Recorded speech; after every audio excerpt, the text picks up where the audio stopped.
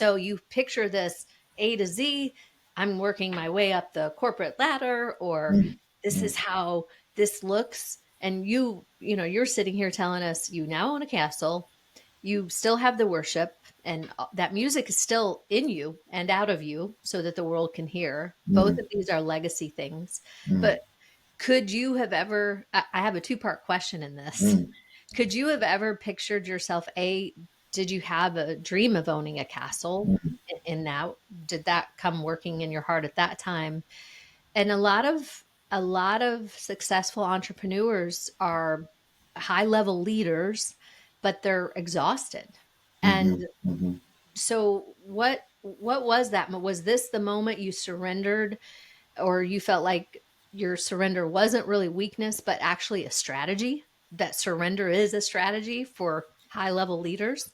I mean, without a doubt, there's a number of things that I'd say are vital in terms of high-level leadership. One is determining within yourself to grow in humility, and to try to become a person of humility, to know what it is to be humble, to know what it is to be able to say sorry even to the people that you lead, Mm, to be able to be grateful. Even in the midst of hugely challenging circumstances, and across businesses, we've all had hugely challenging circumstances since COVID. Um, yes.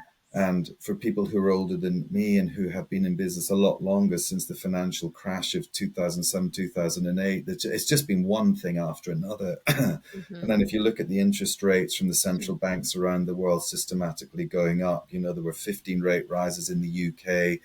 It's just been just an onslaught of challenging circumstances, and remaining grateful when that's going on Mm, is a huge discipline.